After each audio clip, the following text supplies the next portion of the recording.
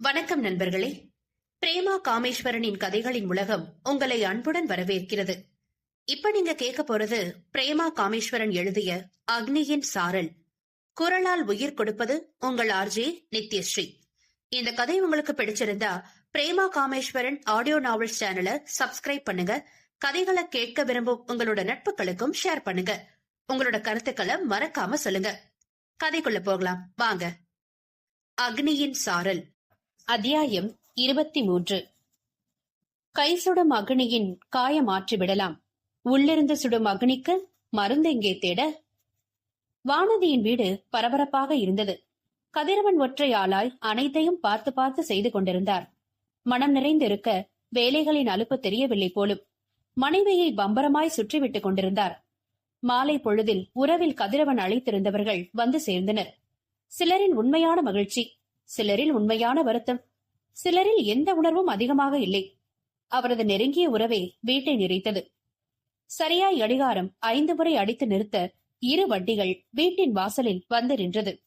வந்தவர்களை வாசல் வந்து வரவேற்ற கதிரவன் தம்பதியினர் முகமலர்ந்திருந்தது. தயாளன் தனது மனைவி மகனுடன் ஒரு வண்டியில் இருந்து இறங்கினார். பார்த்தனும் பாரதியும் அவர்கள் வாகனத்தில் இருந்து இறங்க சாரதியும் சிவாவும் உள்ளிருந்து பொருட்களை எடுத்துக் கொண்டனர். சற்றே மெலிந்து அதற்கு முற்றும் எதிராக முகம் பிரகாசிக்க நின்றிருந்த பாரதி முதல் ஆளாய் விரைந்து நடந்தாள் கதிரவனை நோக்கி.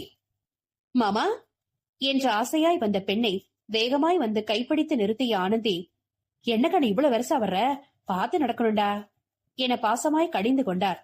சொல்லி முடிக்கும் போதே கதிரவனும் அருகில் வந்துவிட, நல்லா இருக்கியாடா என்று கேட்க, நான் நல்லா இருக்கேன் மாமா என்று புன்னகையோடு பதில் உரைத்தாள் பாரதி. அவள் கைப்பற்றியபடியே வந்தவர்களை வரவேற்று உள்ளே அழைத்துச் சென்றனர் வானதி பெற்றோர். எல்லோரும் அமர வந்தவர்களுக்கு குடிக்க கொடுக்க பேசிக் கொண்டிருந்தனர். பாரதி அருகில் இருந்த சிவா காதில், என்னடா ப்ரோ, ரோஜா படத்துல வர சீனோட ரீக்ரியேஷன் மாதிரி இருக்கு என கேலி செய்ய, இதெல்லாம் உங்களுக்கே கொஞ்சம் அதிகமா தெரியல, உன் அண்ணா அரவிந்த் சாமி மாதிரியா இருக்கா என்றான். மனைவியின் அருகில் இருந்த சாரதிதான் அணிந்திருந்த கண்ணாடியை சரி செய்து கழட்டி மாட்டியபடி, சீன் மாதிரி தானே சொன்ன, சி அங்க இருக்க ஆல் பாட்டிஸ் அந்த படத்துல வர பாட்டி போலவே இவனை தான் முறைச்சு முறைச்சு பாத்துட்டு இருக்காங்க, நான் அதை தாண்டா சொன்னேன், நீ எதுக்கு இவனை வம்புக்கு இழுக்கிற என கணவனும் மனைவியும் மாறி மாறி சிவாவை கிண்டல் செய்து கொண்டிருக்க அவனுக்கு வானதியை பார்க்கும் ஆவல் பொங்கி வழிந்தது. அண்ணனின் ஆசையை உணர்ந்த பாரதி எழுந்து வானதி அறை நோக்கி செல்ல, கதிரவன் என்ன கணு வேணும் என்று வந்தார். வானதி கிட்ட போனோமாமா, அவ வந்ததும் என வர சொன்னா என பதில் தந்தபடி வானதியின் அறைக்கு சென்றாள் பாரதி. பார்த்து கொண்டிருந்த கதிரவனுக்கு 4 நாட்களுக்கு முன் நடந்தது நினைவு வந்தது. பாரதி திருமணம் முடிந்து அவள் தனது வேலையை விட்டு விலகியது வானதிக்கு மிகுந்த தனிமையை கொடுத்தது. என்னதான் கைபேசியில் பேசிக் கொண்டாலும் முன்பு போல இல்லையே. ஆனால் நிரசனம் உணர்ந்தவள் தனது வேலையை செய்தாள் சிவாவின் துணையோடு. பாரதி சூழ்கொண்டதை அறிந்த வானதி அடைந்த மகிழ்ச்சிக்கு அளவே இல்லை. அதை அப்படியே தன் தாய் தந்தையிடமும் பகிர்ந்து கொண்டாள். கேட்டவர்களுக்கும் சந்தோஷம்தான். ஆனால் தங்களது ஒரே மகளுக்கும் அதுபோல் ஒரு நல்லது நடந்து பார்க்க ஆசை கொண்டது பெற்ற உள்ளம். பாரதி பிறந்த வீட்டிற்கு வருவதாய் சொல்லவும் கிளம்பி விட்டாள் வானதி. மதுரை சென்று இறங்கியவள் நேராக சென்றது பாரதியின் வீட்டிற்குத்தான். அவளை கண்ட அனைவருக்கும் மிகுந்த மகிழ்ச்சி. தயார் செய்து வைத்திருந்த ஆரத்தியை அவளே கொண்டு எடுக்க செய்தார் கவிதா. பாரதி பழச்சாரின் மனத்தால் வாந்தி எடுத்து கிட்டத்தட்ட மயக்க நிலைக்கு செல்ல அதிகமாய் பதறியது வானதிதான். பாரதியை அழைத்து வந்து சாரதி அமர வைத்ததும் அருகில் அமர்ந்தவாறு முகத்தை தனது துப்பட்டாவால் துடைத்து விட்டவள் அவள் கைகளை பிடித்த வண்ணம், ரொம்ப கஷ்டமா இருக்காடி பாரதி, என்னன்னா இப்படி இருக்கா, பாடி போய் குடிக்க கூட முடியாம, ஏதாவது பண்ணுங்கண்ணா, மெடிசின் எதுவும் கொடுக்கூடாதா, அம்மா கஷாயம் நாட்டு வைத்தியம் எதுவும் தெரியுமா, ஏதாவது பண்ணுங்கம்மா, பாவமா, வாமிட் வர போல இருந்தா அந்த பக்கமே போமாட்டா, மூக்கு எரியும்னு சொல்லுவா என கேட்கவும் அவளையே பார்த்திருந்தனர் மற்ற ஐவரும். தனது வீட்டிற்கு கூட செல்லாமல் மதுரை வந்து இறங்கியதும் நேரே இங்கு வந்து நின்று பாரதியின் கஷ்டம் கண்டு துடிக்கும் வானதியை பார்த்து கொண்டிருந்தனர். தயாவும் கவிதாவும் ஒருவரை ஒருவர் பார்த்து கொண்டனர். ஒண்ணுலடா வானதி, கொஞ்சம் மார்னிங் சிக்னஸ், அதோட இப்போ டிராவல் பண்ணி வந்தது செட் ஆகல, மத்தபடி ஒண்ணுலடா என சாரதி எடுத்து கூறிய பிறகே கொஞ்சம் அமைதியானாள் வானதி. அதற்குரிய மாத்திரை கொடுத்து சற்று நேரம் பாரதி தூங்கி எழுந்து அவள் உணவு உண்ட பிறகே வானதியின் முகம் தெளிந்தது. அதன் பிறகு தான் வானதி விடைபெற்று சென்றாள் தன் இல்லம் நோக்கி. அன்று மாலையே பாரதி கூட்டிவிட்டாள் தனது வீட்டினரை. வானதி சிவா திருமணம் குறித்து பேசி முடிவெடுக்க, அவர்களும் அதே எண்ணத்தில் இருக்க, தங்களுக்குள் பேசி முடிவு செய்து கதிரவனுக்கு அழைத்து விஷயத்தை சொல்ல அவர்களுக்கும் ஆனந்தம். மிகுந்த மகிழ்ச்சியோடு அவர்களும் சரி சொல்ல, இதோ இன்று தன் பெண்ணின் நல்வாழ்விற்கான முதல் சுப நிகழ்வு நடந்து கொண்டிருக்கிறது. ஊர் மெச்ச வந்திருந்த உறவுகள் அனைவரும் ஒன்று போல் சொன்ன வார்த்தை, நல்ல மனுஷங்க, அவ்வளவு படிச்சவங்க கொஞ்சமும் ஆணவம் இல்லாம இருக்காங்களே, வானதி மாமியாரும் நாத்தனாரும் இப்படி தாங்குறாங்க வானதிய என்பதுதான். பெற்று வளர்த்த அந்த தம்பதியரின் மனம் ஆனந்தத்தில் திளைத்தது தங்கள் மகளின் நல்வாழ்வினை கண்டு. அதை கொடுத்த சிவா குடும்பத்தின் மீது அத்தனை மரியாதை வந்திருந்தது. அண்ணியாரே என் அழைத்தபடி உள்ளே வந்தவளை விரைந்து வந்து கட்டி கொண்டாள் வானதி. கண்ணை திறந்து பாரடி வானதி, நான் பாரதி, சிவா இல்ல. கட்டியெல்லாம் பிடிக்கிற, நீ கட்டுப்பிடிச்சதுல உள்ள இருக்க என் புள்ள பயந்துருக்கொண்டே என வம்பு வளர்க்க, அதெல்லாம் என் தங்கம் பயப்படாது இல்லடா செல்லம் என அவள் வயிற்றின் அருகில் குனிந்து பேச கிளைக்கு சிரித்தாள் பாரதி. இருவரும் இணைந்து புகைப்படம் எடுத்து அதை இவர்கள் நால்வருக்குமான புலன குழுவில் அனுப்பி வைத்தாள். வானதியை மட்டும் தனியே எடுத்து தனது அண்ணனுக்கு அனுப்பி வைத்தாள் பாரதி. அதற்குள் வானதியின் அத்தை வந்துவிட்டார். அவளை அழைத்துச் செல்ல வானதி வரவேற்பறை வர சடங்குகள் தொடங்கியது. பாரதி கொண்டு வந்திருந்த பூவை வானதியின் தலையில் சூட்ட, சிவாதான் வாங்கி வந்திருந்த மோதிரத்தை அணிவிக்க, பூவைக்கும் வைபோகம் எந்த தடங்களும் இன்றி இனிதே முடிவுற்றது.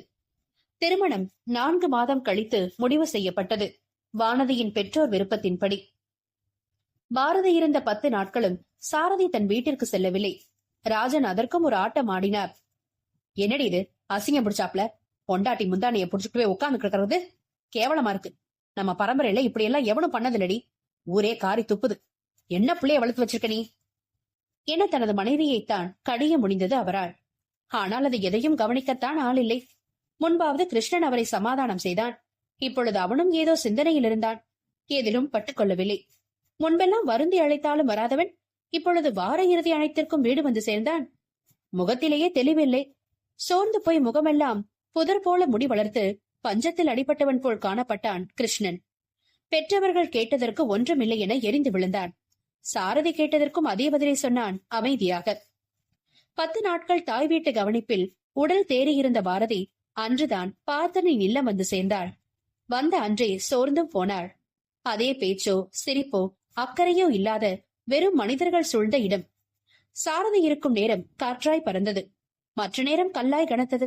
அழுத்தம் கூடிக்கொண்டே போனது மனதில். சண்டை சச்சரவு எதுவும் இல்லை, பணப்பிரச்சனை இல்லை, மாமியார் கொடுமை எதுவும் இல்லை. ஆனால் அந்நியமாய் இருந்தது அந்த வீடு. தன் கூட இது என்ற நிறைவை தரவில்லை.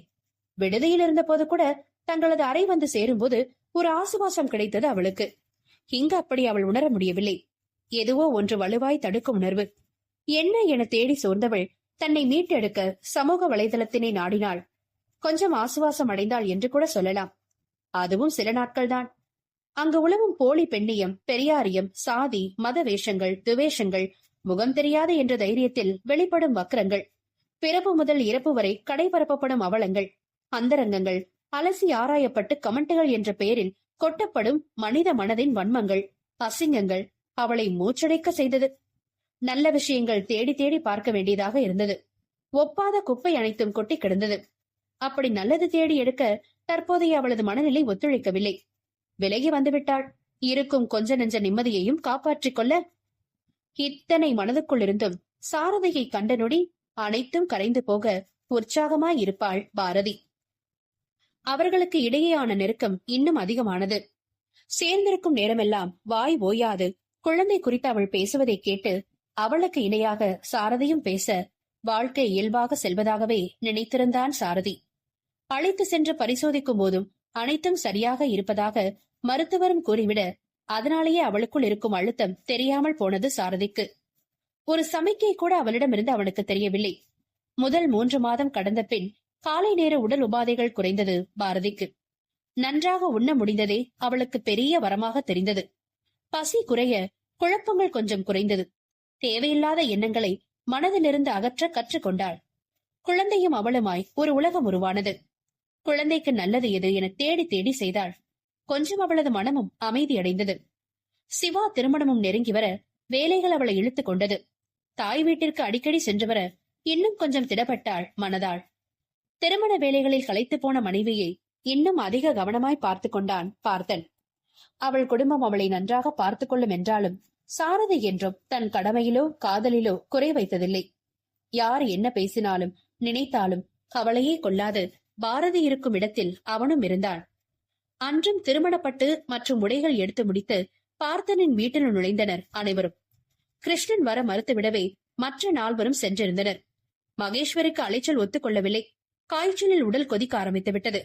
பார்த்தன் பரிசோதித்து பார்த்து மருந்து கொடுத்தும் அன்று இரவு தூங்க முடியவில்லை அவரால்.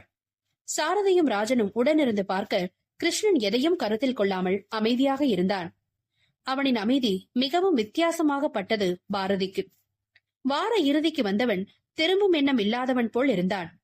2 நாளில் காய்ச்சல் முழுதாய் சரியாக மகேஸ்வரி எழுந்து விட்டார் சாரதி கவனிப்பில். எதிலும் நாட்டம் பிடித்தமில்லாமல் இருந்த கிருஷ்ணனை கவனித்தது பாரதி மட்டுமே. அவளை பேச்சு கொடுத்தாலும் ஆமாம் இல்லை என்பதோடு கடந்து சென்றான். சாரதியிடம் இதை கேட்க அவனும் பேசி பார்த்தான் தனது தம்பியிடம். அவனிடமும் எதுவும் இல்லை என மறுத்துவிடவே அவனால் ஒன்றும் செய்ய முடியவில்லை. தொடர்ந்து அலுவலகத்தில் இருந்து வந்து கொண்டிருந்த அழைப்புகளை கவனிக்காமல் மடிக்கணினையே பார்த்த வண்ணம் கலங்கிய கண்களோடு இருந்த கிருஷ்ணனை கண்ட பாரதி அவன் அருகில் வரவும் தன்னை சரி செய்து கொண்டவன் பட்டென கணினியை நிறுத்தி மூடி வைத்தவன் அழைப்பை ஏற்று அங்கிருந்து விலகி சென்றான். அவனது கலங்கிய கண்கள் பாரதியை மிகவும் வருத்தியது. ஒரே வீட்டில் கணவனின் சாயலில் 50% கொண்டு வளர்ந்த ஆண்மகனின் கண்ணீர் அவளை பாதித்தது. உடனே அழைத்து விட்டாள் கணவனை.